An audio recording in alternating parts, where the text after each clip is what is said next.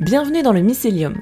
Je m'appelle Claire et ici, je mélange ma passion pour la lecture et le féminisme, la politique en général, l'histoire et bien d'autres choses. Parce que tout est lié, tout est politique, et c'est ça qui est passionnant. Au lieu de suivre une ligne droite toute tracée, je te propose d'explorer à chaque fois un filament du mycélium de la vie. Si ce projet te plaît, tu peux le soutenir sur Tipeee. Et passons sans plus tarder à l'épisode du jour. Et oui, à nouvelle année, nouvelle intro. Elle aurait pu croiser Fanny Raoul, sujet de notre épisode 20, à Paris pendant la Révolution française. Aujourd'hui, on dresse le portrait d'une autre femme de lettres engagée pour les droits des femmes, anglaise cette fois, Mary Wollstonecraft, mère du féminisme. Plus précisément, Mary Wollstonecraft Senior, à ne pas confondre avec sa fille, plus connue sous son nom d'épouse, Mary Shelley, mère de la science-fiction. Oui, j'ai décidé de coller des mères partout, histoire de rééquilibrer un peu. Une femme que j'ai découverte en lisant La vie tumultueuse de Marie W., un roman de Samantha Silva. Le genre de roman qui m'a fait le même effet que le film Titanic. T'as beau connaître la fin de l'histoire, tu espères que ce coup-ci, il va éviter l'iceberg. Mais on va en reparler. Donc commençons par le roman de Samantha Silva, que je te recommande bien sûr. Je l'avais découvert car il était shortlist pour le prix François Caillé de la traduction, ce qui signifie que la traduction est très bonne, bien sûr, et elle est signée Charlène Buzali. Au-delà de la plume, j'ai beaucoup aimé ce roman qui s'attarde sur des passages importants de la vie de Marie, et vraiment il y avait largement matière, car Marie a vécu une vie hors norme. On nous la raconte en commençant par la fin. Le syndrome Titanic dont je parlais, on la découvre sous deux angles. Par les yeux de Mrs. B, sage-femme qui l'accompagne pour la naissance de sa deuxième fille, Marie Junior, et sous forme d'un récit intérieur où Marie raconte sa vie à sa fille nouvelle-née après un accouchement très difficile. La démarche de l'autrice, c'était d'essayer de s'imaginer qu'aurait-elle voulu dire à sa fille qu'elle a à peine connue. Un livre très émouvant donc. J'avoue que je me suis beaucoup reconnue dans le personnage brossé par l'autrice. La femme, pas le génie philosophico-littéraire, je n'aurais pas cette prétention. Idéaliste, mauvais caractère, toujours sur ses grands chevaux, pétrie de contradictions, mais aussi toujours en train de se réinventer, très exigeante envers elle-même et les autres. Elle m'a beaucoup touchée. Le livre est aussi émaillé de certaines idées de Marie, notamment sur l'éducation, on y reviendra. Donc au-delà du roman, regardons un peu la vie rocambolesque de Marie. Elle est née en 1759 en Angleterre. Enfant, elle déménage beaucoup car son père a une situation très instable. Elle vient d'une famille assez aisée mais constamment au bord de la ruine. Grandissant sous la férule d'un père tyrannique, Marie est très peu instruite même si elle présente des prédispositions. C'est son frère aîné qui reçoit toute l'attention.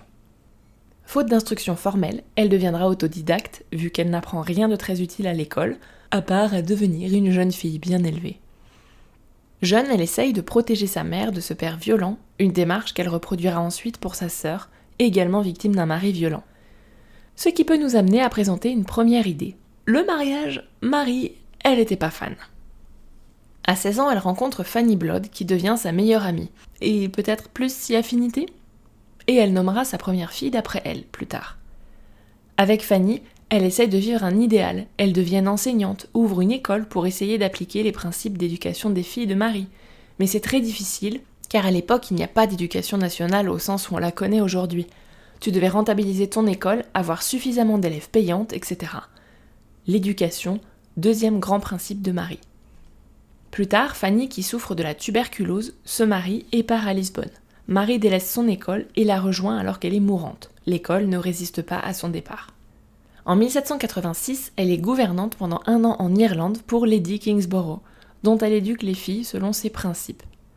Son passage marque particulièrement Margaret, dite Margaret King, qui s'émancipera pour devenir écrivaine et voyageuse, ayant aussi adopté les idées républicaines de Marie.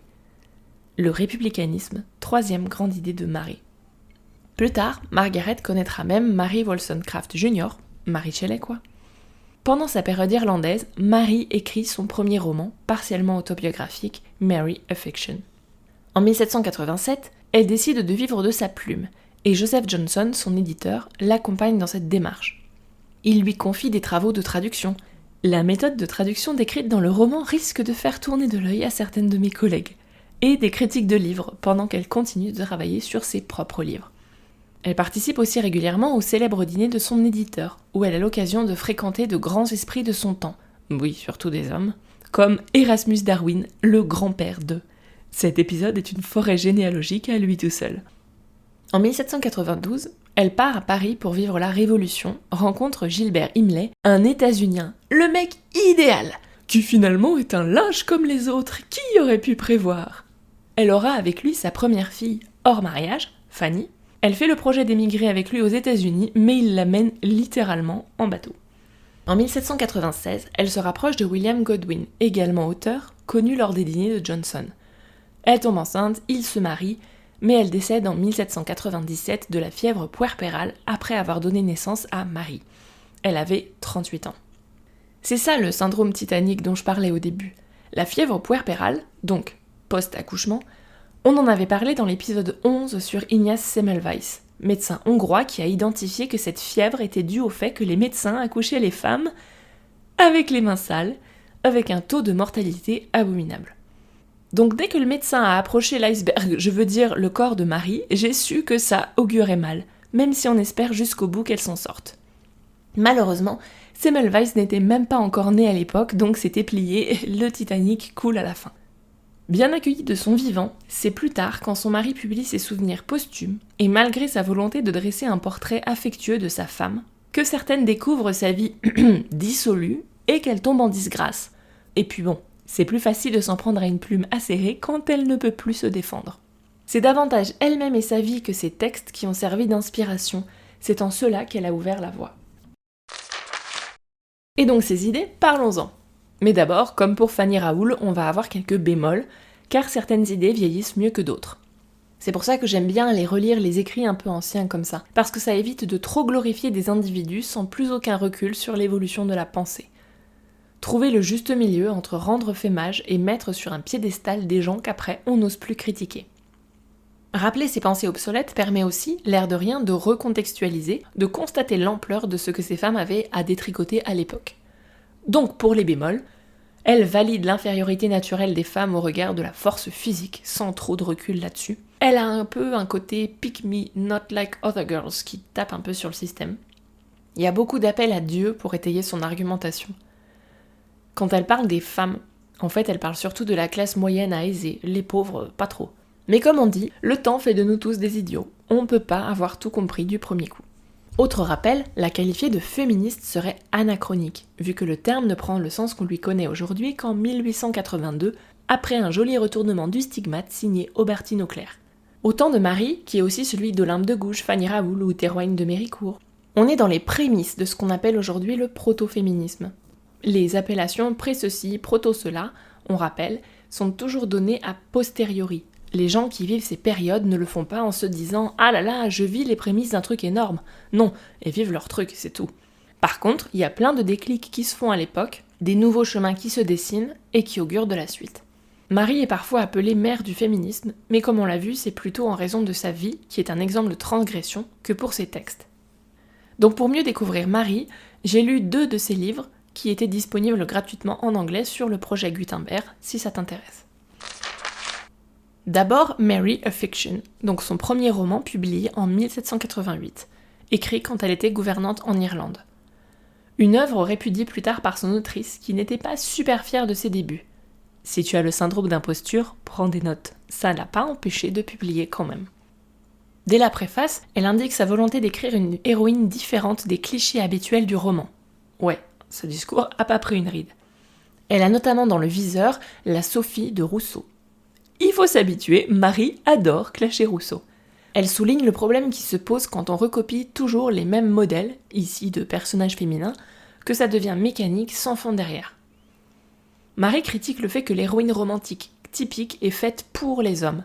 Elle essaye d'en créer une qui se forge elle-même, pour elle-même, pense par elle-même, et c'est en cela qu'on peut la qualifier de féministe avant l'heure. Elle veut critiquer le genre littéraire de la romance, mais ce qu'elle écrit reste fondamentalement une romance. Qui, ceci dit, critique le mariage comme une prison, l'héroïne n'aspire pas au mariage ou à un mariage heureux ou que sais-je, et en ce sens, elle casse les codes. Elle explore aussi les effets de la sensibilité sur les femmes, un gros thème aussi dans La Défense dont on parlera juste après. La sensibilité, c'était un concept très en vogue à l'époque. Pour la faire simple, les émotions et les sentiments qui sont poussés à l'extrême.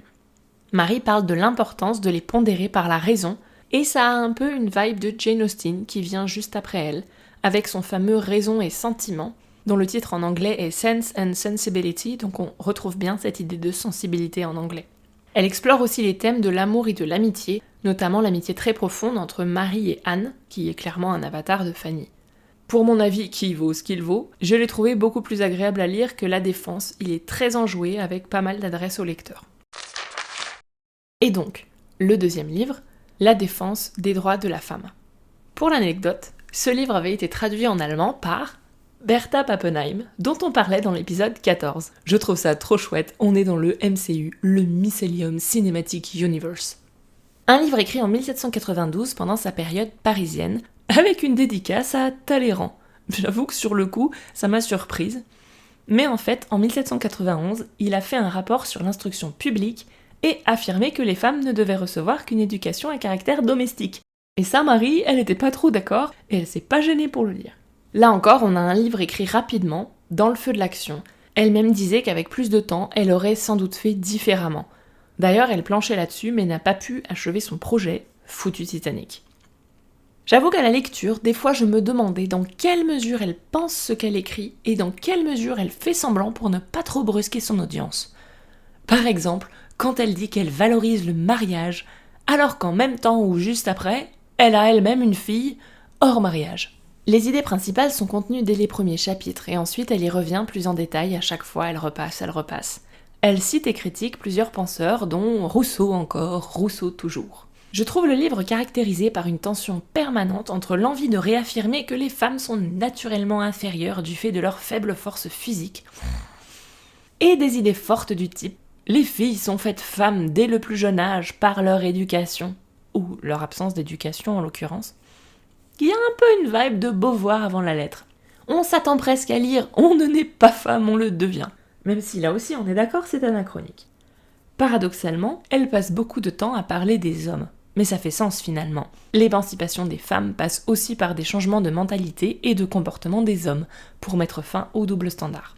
Le texte prône au moins autant ses idées républicaines que ses idées sur l'émancipation des femmes. Pour elle, l'égalité est propice à la vertu. Elle insiste souvent sur la vertu. Et par contre, l'inégalité, à la flatterie et la vanité.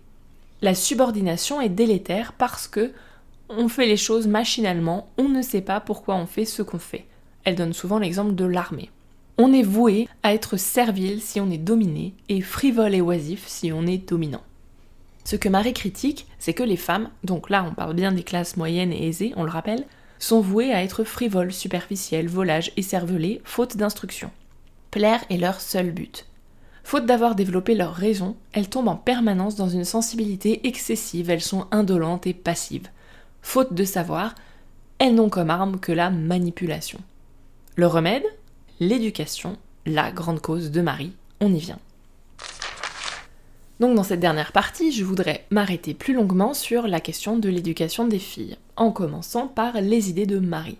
Pour elle, les femmes sont autant douées de raison et d'intelligence que les hommes, mais si elles ne sont pas instruites, elles ne peuvent pas la développer. Pour bien accomplir son devoir, suivre les règles de morale et de vertu, il faut d'abord les comprendre et donc y être éduquée. Elle avance que la cause des grandes différences entre hommes et femmes n'est pas d'origine naturelle mais civilisationnelle, et due à la différence d'éducation.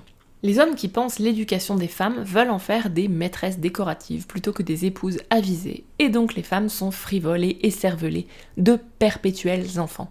L'ignorance prônée au nom de l'innocence. Une phrase m'avait particulièrement marquée. Elle explique que les femmes sont considérées comme des femmes plutôt que des êtres humains. Marie a déjà l'intuition de cette notion de femme comme catégorie autre, en dehors de l'humanité, plus animale, des satellites des hommes.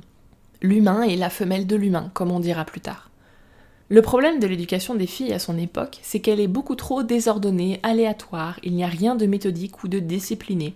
L'éducation est traitée comme secondaire, alors qu'elle devrait être essentielle. Pour Marie, l'éducation doit aussi être physique, en plein air pour renforcer le corps. Le corps des femmes est trop contraint, ne se développe pas pleinement. Elle plaide donc pour l'éducation au grand air pour tonifier les muscles. Soucieuse de rassurer son lectorat, c'est en tout cas mon hypothèse, Marie insiste sur le fait que l'objectif est pour les femmes d'avoir du pouvoir sur elles-mêmes et pas sur les hommes. Elle parle de la peur de certains hommes que l'instruction donne aux femmes trop de pouvoir sur les hommes, comme si ça suffisait. Et aussi la nécessité pour les femmes d'avoir plus d'estime d'elles-mêmes. Et de les rassurer dans un argument qui m'a fait sourire. Si les femmes sont véritablement inférieures aux hommes, ils n'ont pas de quoi se sentir menacés par leur éducation, on le verra bien à la longue. Dans tous les cas, elles développeront les mêmes vertus que les hommes, mais dans une moindre mesure, et ça coûte pas plus cher. Mais quoi, messieurs, vous avez peur de la compétition ? Marie a aussi quelques propositions pour une éducation nationale. Pas juste une éducation privée, il ne faut pas laisser les enfants uniquement au contact d'adultes, et elle est aussi contre les pensionnats où les élèves ne font qu'attendre les prochaines vacances. Pour elle, il faut trouver un juste milieu, une école de jour, avec un retour à la maison le soir. Elle recommande une éducation commune garçon-fille et commune aux différentes classes sociales sur un pied d'égalité jusqu'à l'âge de 9 ans. Pourquoi précisément 9 ans, on ne sait pas. Pour éviter l'apprentissage de la vanité avec aussi de l'exercice en plein air. Elle est aussi contre l'apprentissage par cœur de trucs qu'on n'a pas compris, je ne peux qu'approuver. Pour cette dernière partie, je voudrais dézoomer un peu et parler de l'éducation des filles à l'école de Marie et au XIXe siècle, donc le siècle suivant, parce que c'est très intéressant. Et en revenant un peu de notre côté de la Manche, parce que je maîtrise un peu mieux le sujet pour la France que pour l'Angleterre. L'éducation des filles, c'est bien, oui, ok, je vais pas dire le contraire, mais il suffit pas d'aller à l'école. Il faut voir ce qu'on leur apprend. Un exemple complètement au hasard. Si on t'apprend que le masculin l'emporte sur le féminin, ok, t'es instruite, mais t'es instruite dans ta subordination. Et qui dit éducation pour tout le monde ne dit pas non plus éducation égale. Quand on a ouvert l'école obligatoire aux filles, 1882, elles n'apprenaient pas le latin ou les maths.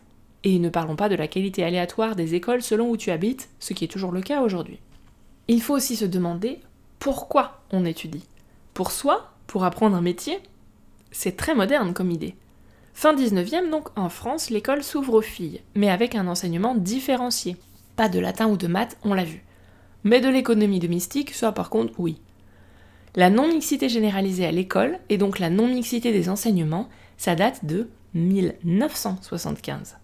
Lorsqu'on promeut l'éducation des filles au XIXe siècle, il y a une volonté de formatage républicain, pour ne pas laisser les femmes sous l'influence des prêtres et de l'Église.